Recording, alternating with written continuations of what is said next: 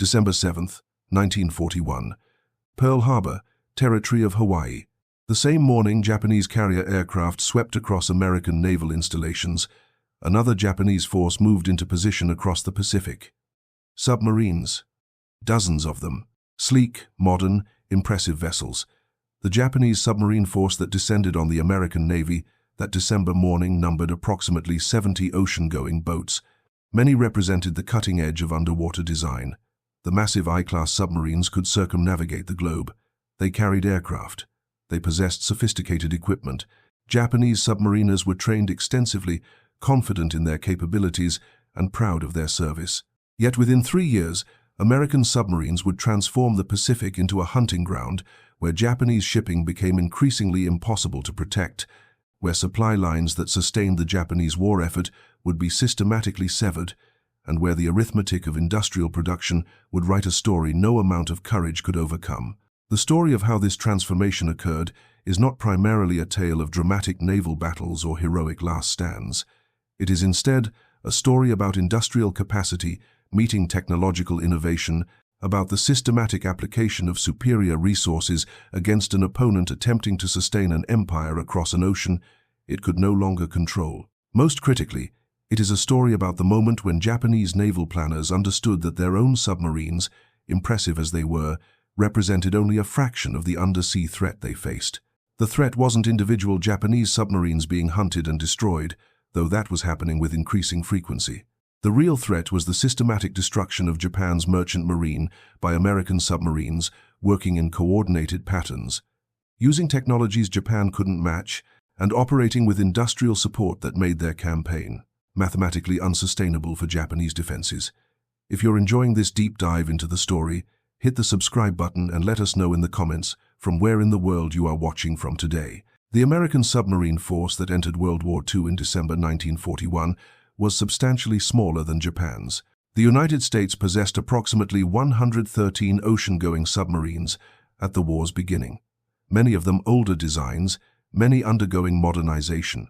The American submarine doctrine emphasized commerce raiding, attacking merchant vessels to strangle enemy war economies.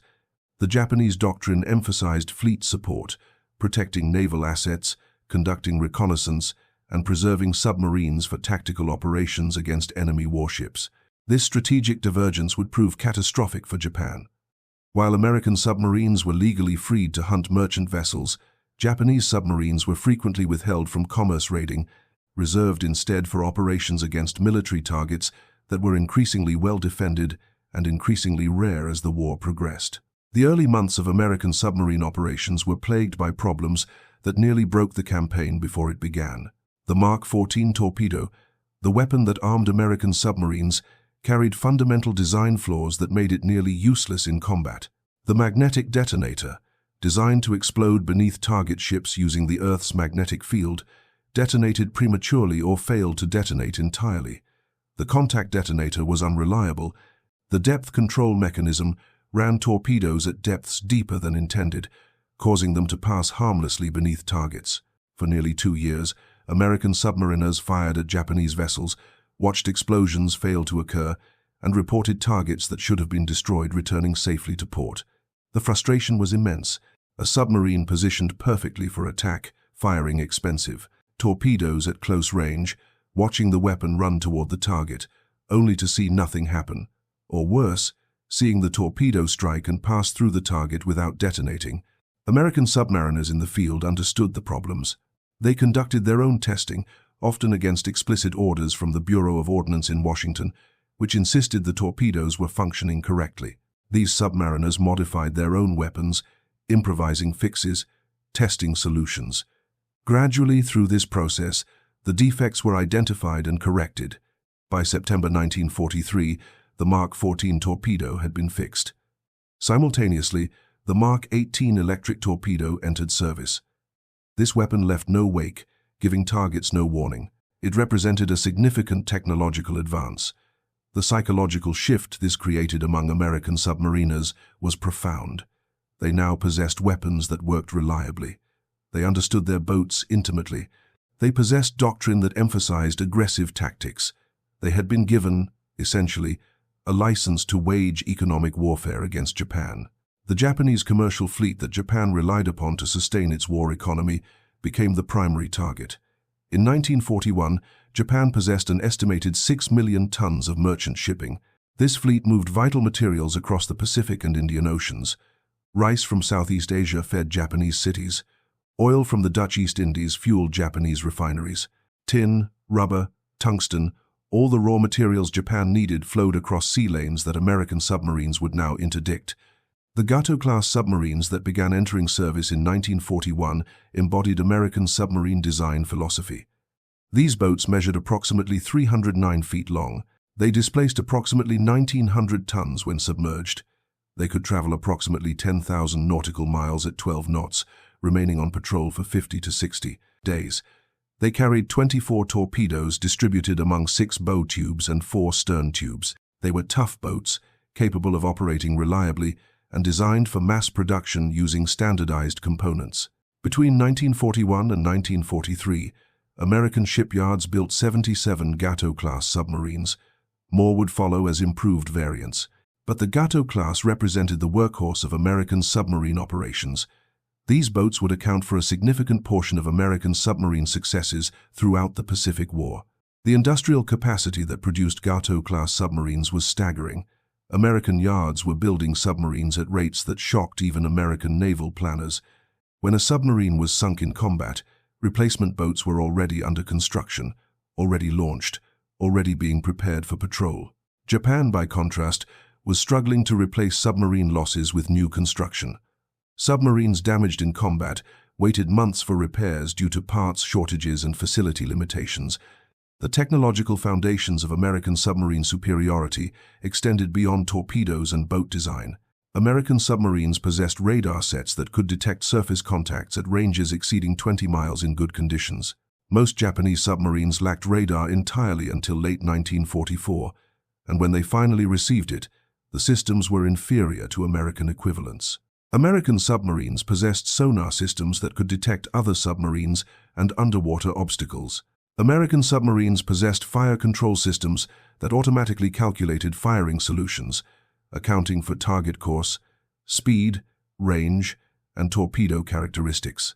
These systems compressed calculations that required minutes of manual computation into seconds of automatic calculation. They reduced error margins, they increased accuracy, they allowed American submariners to conduct attacks with information advantages. Japanese commanders couldn't counter. More fundamentally, American submariners received intelligence that told them where Japanese ships were traveling. Ultra-intelligence, the code-breaking operation that decrypted Japanese naval communications, provided submarine captains with information about enemy merchant routes, supply schedules, and convoy compositions. American submarines knew where targets would be because they could read the Japanese communications that directed those targets. Combined with radar that could detect contacts beyond visual range, combined with fire control systems that calculated firing solutions automatically, combined with torpedoes that detonated reliably, this created a technological advantage that was overwhelming. The first year of American submarine operations produced modest results. Japanese merchant shipping losses climbed, but not dramatically. In 1941 through 1942, American submarines sank approximately 700,000 tons of Japanese merchant vessels.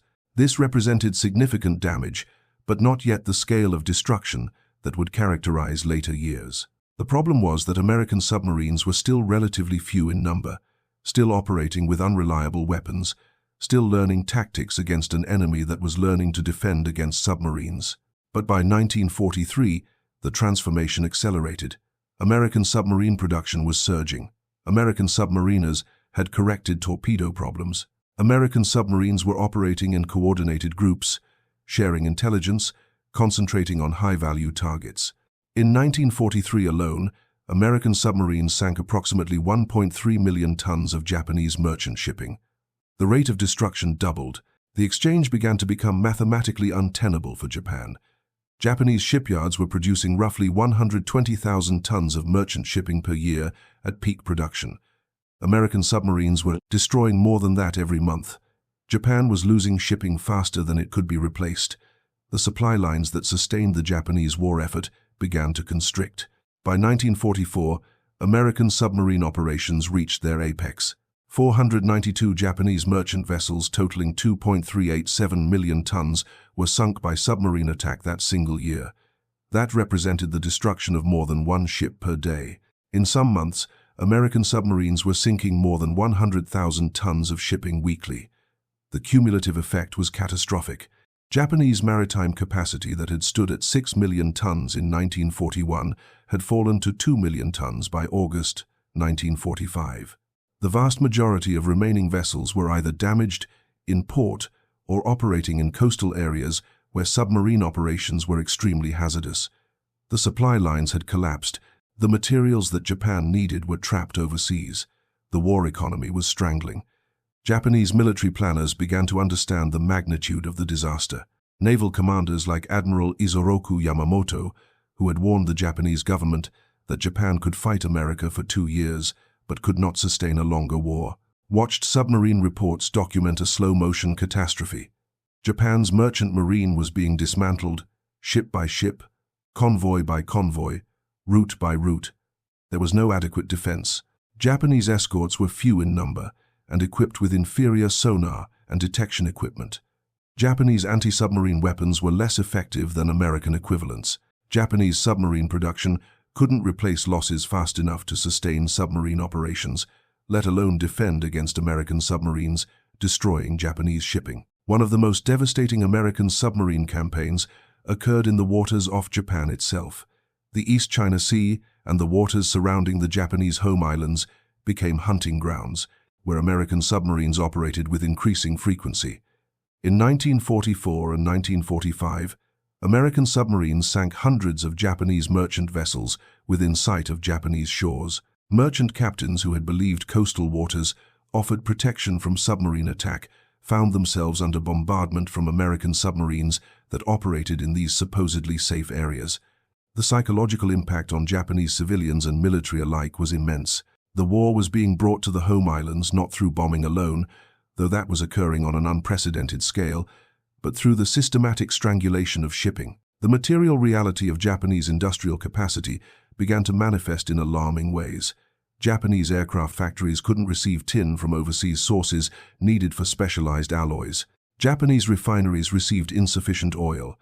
Japanese mills couldn't get rubber. Japanese weapons factories received insufficient raw materials. Japanese civilians faced rationing that became increasingly severe. The hunger in Japanese cities deepened as American submarines cut the supply lines that moved food from Southeast Asian territories. The combination of strategic bombing, destroying industrial capacity, and submarine campaigns, strangling supply lines, created a vice that was tightening inexorably around Japan. The specific campaigns that demonstrated American submarine dominance reveal the systematic nature of the advantage. Consider the campaign against Japanese shipping in the South China Sea. This vast ocean area became a killing ground where American submarines sank hundreds of merchant vessels carrying vital materials. The Sunda Strait, a critical choke point through which Japanese shipping passed between the Indian and Pacific Oceans, became an American submarine hunting ground. Submarines maintained patrol stations in this area continuously.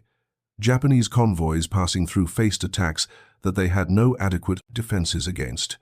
The cumulative toll was devastating. In 1944 alone, the South China Sea witnessed the destruction of more than 300,000 tons of Japanese merchant shipping. The Japanese response was inadequate. They couldn't concentrate sufficient escort forces to protect all convoys. They couldn't develop detection equipment that would allow escorts to locate submarines before submarines located them. They couldn't produce enough anti-submarine weapons to defeat American submarines that attacked with superior technology and superior tactics. The Western Pacific, particularly around the Philippines after American forces liberated those islands in 1944, became another zone of devastating American submarine success. Japanese escort forces in these areas were concentrated around military operations, supporting Japanese ground forces defending the islands. Merchant shipping moved with minimal protection. American submarines sank vessels that were ostensibly covered by Japanese military operations but lacked adequate escort due to Japanese naval force limitations. The losses accumulated faster than the Japanese could sustain. In a single convoy action in late 1944, Japanese lost more than 200,000 tons of shipping to American submarine attacks. The convoy that should have been adequately protected suffered catastrophic losses because Japanese naval forces lacked the capability to defend against concentrated submarine attacks. The East China Sea, close enough to Japanese home islands that Japanese planners believed it should be defensible, instead became an extension of American hunting grounds. By 1945, American submarines operated in these waters with such impunity that they began conducting surface attacks in broad daylight against Japanese merchant vessels. Submarines that were forced to submerge during the day would surface at night and attack merchant shipping using deck guns. The Japanese couldn't respond. The merchant vessels had no defense against submarines. The escort forces were insufficient to protect convoys. The war economy was strangling because the supplies it needed couldn't be transported safely. The psychological impact on Japanese merchant crews was devastating. Sailors understood they were being sent to sea in vessels that were being hunted by an enemy they had no defense against. The casualty rates became staggering. Japanese merchant marine casualties exceeded casualties in the Japanese army for most of the war. More Japanese sailors were dying than Japanese soldiers. The recognition of this catastrophe gradually spread through Japanese maritime communities. Families understood that sending sons into the merchant marine was equivalent to sending them to certain death. The morale among Japanese civilian sailors collapsed. Ships were crewed with increasingly desperate personnel. Some crews refused to sail in particularly dangerous routes. Some ships were sent out with barely adequate crew because trained sailors were unavailable. The situation became increasingly untenable. The technological specifics of American submarine superiority are worth examining in greater detail because they reveal the systematic nature of the advantage. American submarines possessed radar, operating at wavelengths that Japanese detection equipment couldn't effectively counter. The Japanese had developed some radar capability by 1944, but it was inferior to American systems. Most Japanese merchant vessels lacked any radar at all throughout the entire war. Japanese escort vessels relied primarily on visual detection and basic sound detection equipment. This meant American submarines could often approach convoys, position themselves for attacks, and conduct strikes before Japanese escorts could effectively respond. The radar advantage extended beyond mere detection. American submarines could operate in darkness and poor visibility, conditions where Japanese escorts would lose contact.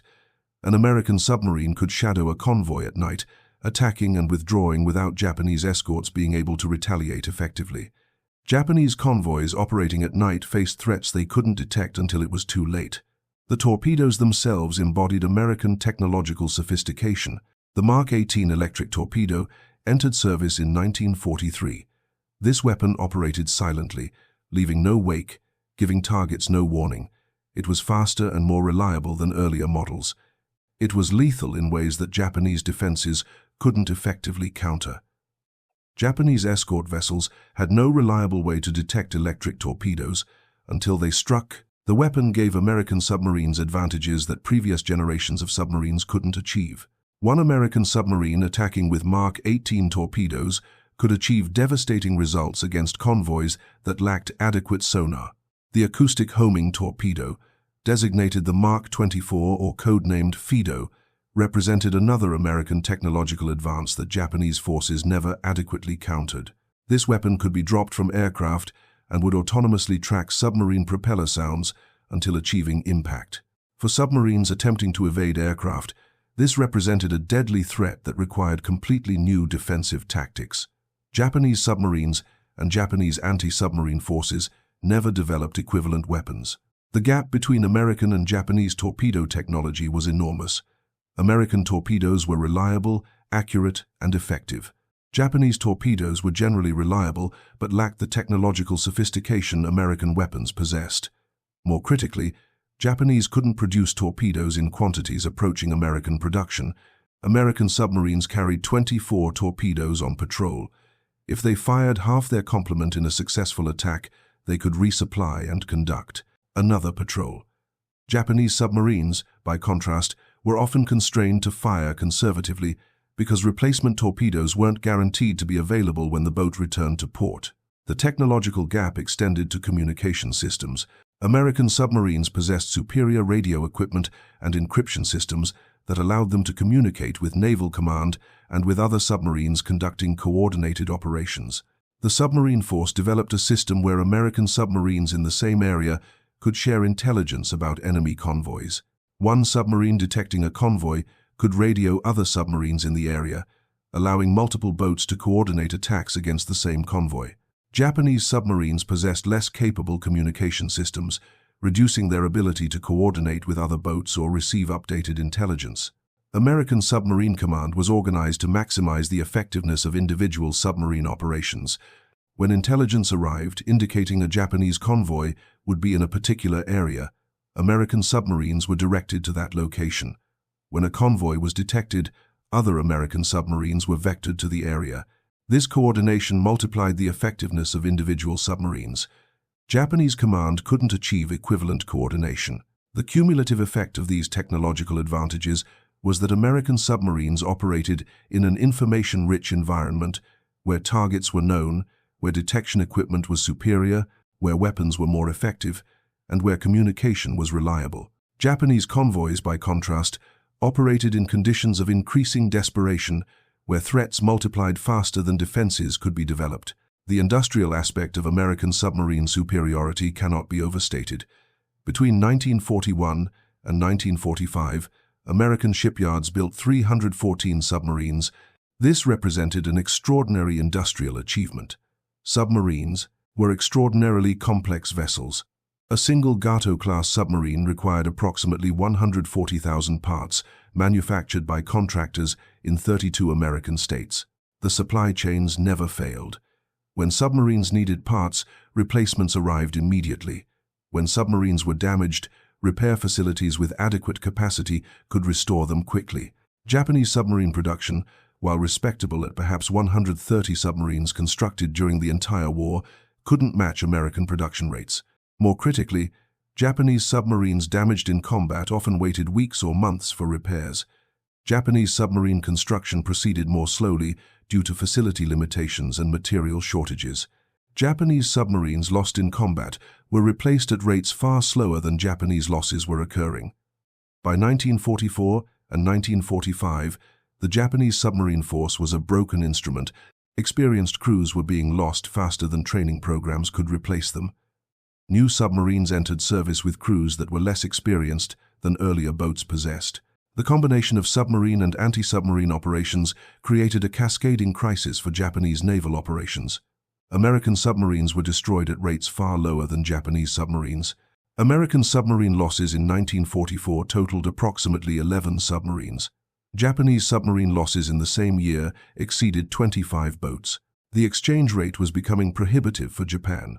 Japan couldn't sustain losses at rates approaching what American forces were inflicting. The industrial system that replaced American losses worked with mechanical efficiency. Damaged American submarines arrived at repair facilities and were restored to operational status within weeks.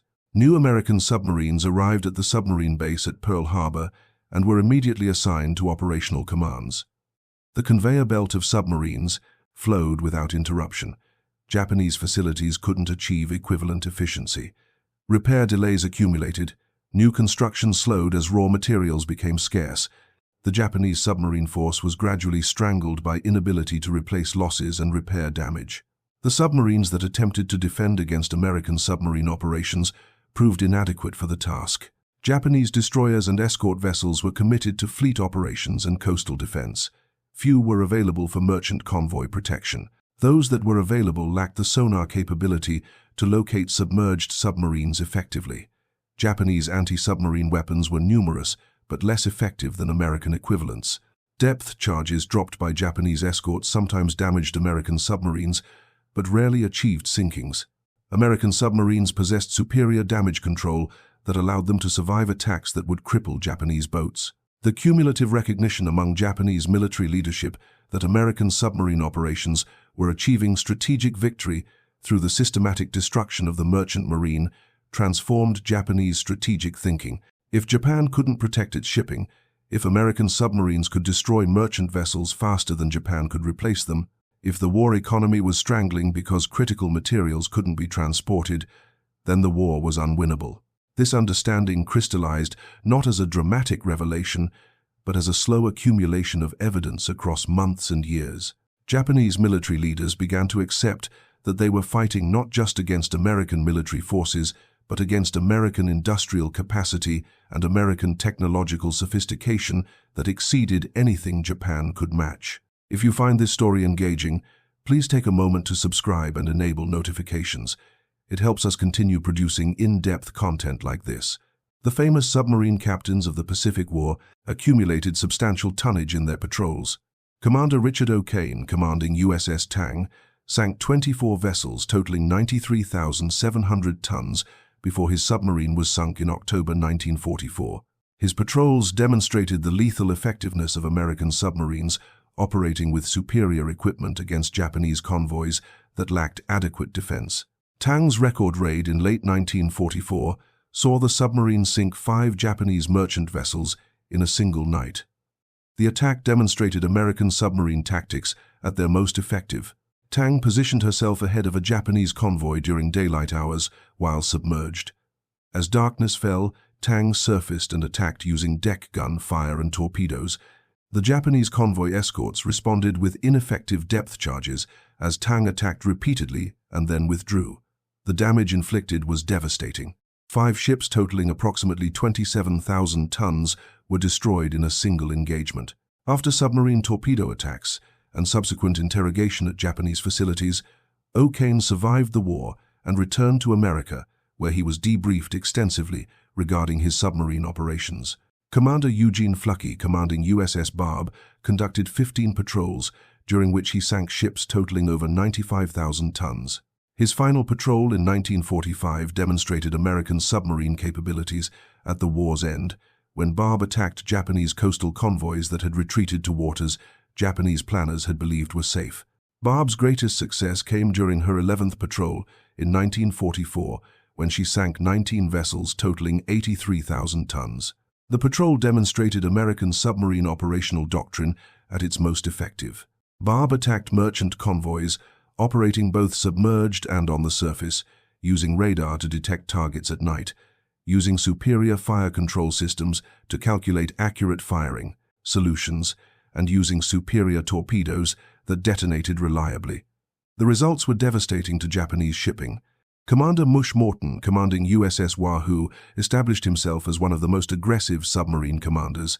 His patrols from 1943 through his final patrol in 1944 demonstrated American submarine tactics at their most effective. Morton was known for his willingness to attack targets in dangerous situations, for his aggressive tactics against escort vessels, and for his focus on achieving maximum damage against enemy shipping. His first patrol in Wahoo resulted in sinking 6 merchant vessels and damaging a Japanese cruiser. His subsequent patrols continued accumulating tonnage. Morton was killed when USS Wahoo was sunk on his final patrol in 1944, becoming one of the many submarine commanders who didn't survive the war they had fought so aggressively. Wahoo was sunk by Japanese escort vessels that finally achieved a successful counterattack against a submarine that had been attacking Japanese convoys with impunity for months. The cumulative experience of these commanders and hundreds of other American submarine captains created an institutional knowledge base about how to conduct submarine operations against an enemy that lacked adequate defense. This knowledge was disseminated through the submarine force. New commanders learned from experienced captains. Tactics were refined through experience. The results were increasingly systematic destruction of Japanese shipping. The experience of commanding an American submarine during the Pacific War transformed officers who participated. Many later wrote memoirs describing the realization that they were participating in a campaign that was systematically dismantling an enemy's ability to sustain its war effort. Some expressed moral ambiguity about sinking merchant vessels and killing civilian sailors. Others focused on the strategic purpose of their missions. All recognized that what they were accomplishing was fundamentally changing the course of the war. The submarine force understood that they were waging economic warfare. They understood that merchant shipping represented the lifeblood of the Japanese war economy. They understood that sinking merchant vessels was achieving strategic objectives. They operated with this knowledge informing their operations. The formal recognition of this achievement came when American naval leadership organized victory celebrations and submarine force commanders were recognized prominently. When strategic bombing surveys were conducted after the war to determine which military operations had contributed most to Japanese defeat, the analysis consistently identified submarine operations as one of the most significant factors. The Japanese submarine force, by contrast, accomplished nothing approaching comparable results. Japanese submarines sank approximately 184 Allied ships, totaling approximately 1 million tons throughout the entire war. This represented less than 20% of the tonnage American submarines destroyed. More critically, Japanese submarines were being lost in increasing numbers, while their successes remained limited. Japanese submarine operations were hampered by strategic doctrine that reserved submarines for fleet operations rather than commerce raiding. They were hampered by inferior torpedo technology throughout much of the war. The Japanese developed the Type 95 torpedo as their primary anti-ship weapon. While reasonably reliable, it lacked the sophistication of American torpedoes. The Type 95 had a smaller warhead than American equivalents, requiring more hits to sink larger vessels. Japanese submarines couldn't replicate American successes because the weapons available to them were less effective. They were hampered by inferior detection equipment. They were hampered by inadequate training that didn't emphasize operational efficiency to the extent American training did. The most significant limitation was that Japanese submarines faced American anti-submarine forces that were learning to operate more effectively throughout the war. American destroyer escorts, escort carriers, and patrol aircraft became increasingly effective at detecting and destroying Japanese submarines. The hunter became the hunted. By 1944 and 1945, Japanese submarines were being sunk with increasing frequency. Japanese submarine tactics that had seemed viable in 1942 and 1943 became suicidal by 1944.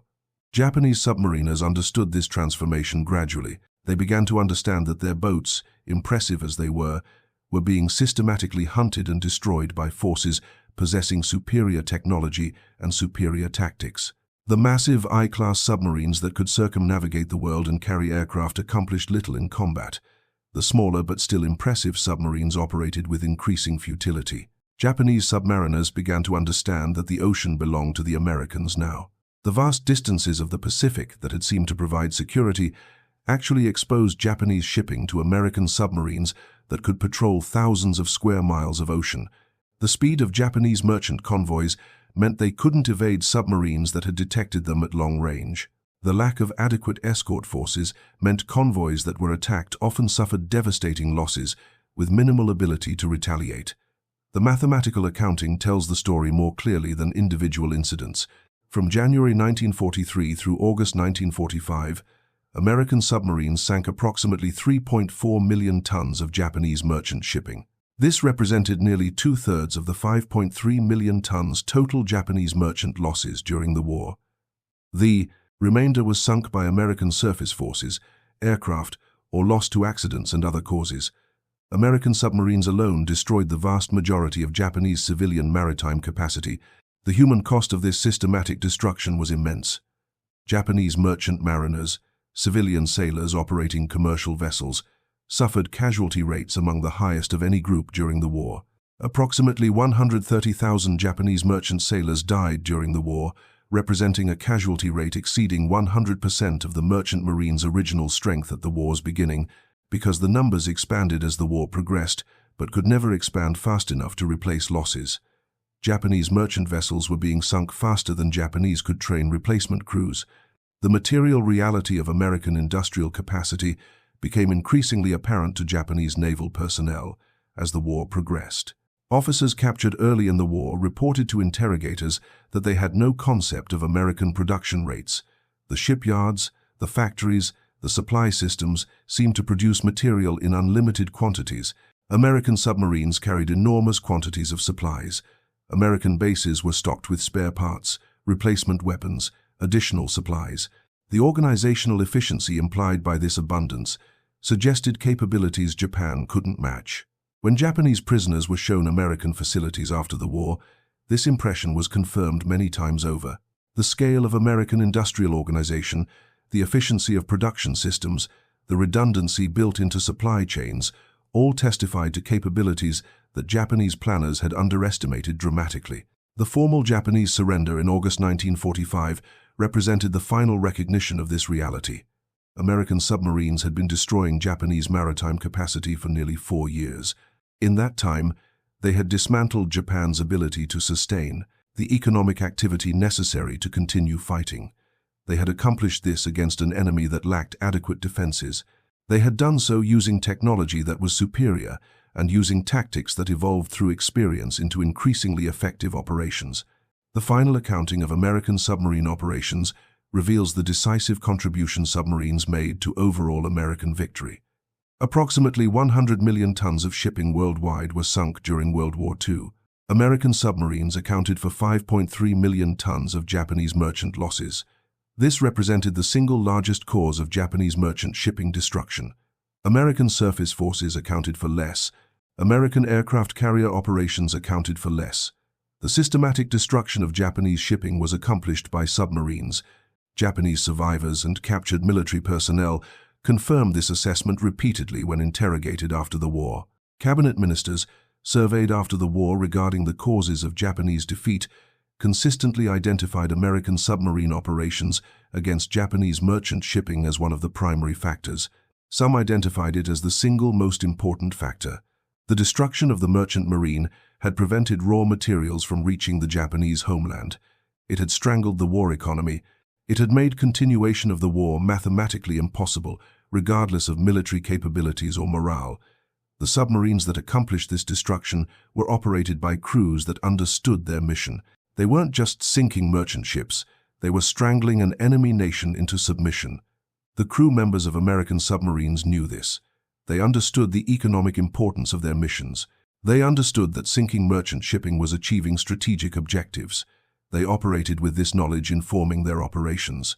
The recognition of American submarine effectiveness led to post-war submarine force development in directions emphasizing similar economic operations. NATO planners in the Cold War structured their strategic doctrine around submarine operations against Soviet merchant shipping and supply lines. The lessons learned from American submarine success in the Pacific War influenced military thinking for decades. The Japanese themselves, after the war, became acutely aware of submarine vulnerability. Japanese maritime self-defense force development emphasized anti-submarine capabilities, second only to surface warfare capabilities. The experience of having Japan's maritime economy systematically dismantled by submarines convinced Japanese planners that submarines represented an existential threat that required constant defensive attention. By the 1960s and 70s, Japanese maritime self-defense force submarines incorporated American technology and American tactics. Japanese submariners trained with American instructors. Japanese naval doctrine incorporated lessons learned from American submarine operations. The former enemies became allies, united by recognition that technological excellence and industrial capacity determined outcomes in modern warfare. The transformation from 1941, when Japan possessed a merchant marine estimated at 6 million tons, to 1945, when only marginal shipping capacity remained, represented the most complete destruction of a nation's maritime economy in modern warfare prior to World War II. American submarines had accomplished this transformation. The Gato-class submarines, the Mark 14 and Mark 18 torpedoes, the radar systems, the fire control computers, the ultra-intelligence that directed submarines to targets, all of these combined had created an instrument of strategic warfare more effective than any other single weapon system. The crews who operated these submarines understood the significance of their missions. They understood they were participating in a campaign that was militarily, economically, and psychologically transforming the war. They understood that the sinking of merchant vessels was achieving strategic objectives. They operated with professionalism, courage, and tactical skill that produced results that exceeded all expectations. The story of American submarine success in the Pacific War is ultimately a story about technological sophistication combined with industrial capacity deployed against an enemy that lacked adequate defenses. It is a story about the systematic application of superior resources against an opponent attempting to sustain an impossible logistical situation. It is most fundamentally a story about how the ocean that Japan had hoped to use as a highway to its empire became instead a hunting ground where American submarines operated with decisive advantage. The submarines that Japan had expected to pose a limited threat to American operations proved to be among the most effective weapons of the entire war. By the time Japan surrendered in August 1945, the merchant marine that had supported the Japanese war effort had been virtually eliminated. The shipping capacity that Japan possessed in 1941 had been systematically dismantled through years of submarine operations. The materials that Japan needed were trapped in overseas territories. The war economy that depended on continuous supply of raw materials was strangling. The Japanese military had been unable to defend against the threat. The strategic victory had been achieved not through dramatic fleet battles or heroic land campaigns, but through the patient, systematic destruction of merchant shipping by submarines operating with technological and tactical advantages their enemies couldn't counter. The ocean that had seemed so vast and so protective had become instead an arena where American submarines hunted with scientific precision, destroying targets with methodical efficiency, and transforming the course of history through technologies and tactics that Japan had underestimated catastrophically. The survivors of the merchant marine, the few Japanese mariners who lived through the war, carried with them an understanding of the magnitude of their defeat. The submarine force that had operated in the Pacific had accomplished objectives that changed the course of World War II. The recognition that they had been hunted by an enemy possessing superior technology, superior tactics, and vastly superior industrial capacity informed how they understood the war's outcome. It wasn't a defeat caused by Japanese failure, it was a defeat caused by American superiority. The psychological weight of understanding this distinction was immense. Japan hadn't lost because Japanese sailors lacked courage or commitment. Japan had lost because American industrial capacity could produce submarines faster than Japan could, produce torpedoes more reliably than Japan could, and produce radar and sonar systems superior to anything Japan possessed. The material reality of American industrial dominance had expressed itself through the systematic destruction of Japanese shipping. When the final accounting was completed, the numbers were undeniable: 5.3 million tons. Approximately 3.4 million of that was destroyed by submarines. The campaign that had seemed impossible in 1941 had become by 1945 the most significant factor in Japan's defeat.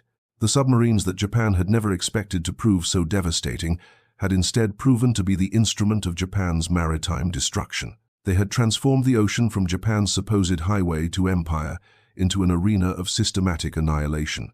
They had demonstrated that in modern warfare, technological sophistication and industrial capacity trump courage, determination, and impressive engineering alone.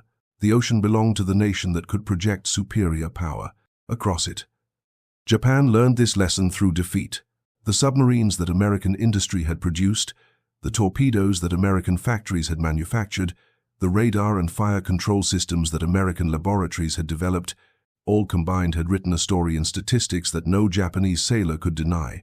The merchant ships sunk, the sailors lost, the supply lines severed, the war economy strangled. All testified to the same truth. American submarines, backed by American industrial capacity and American technological innovation, had accomplished what no amount of Japanese courage could counter. Thank you for watching. For more detailed historical breakdowns, check out the other videos on your screen now and don't forget to subscribe.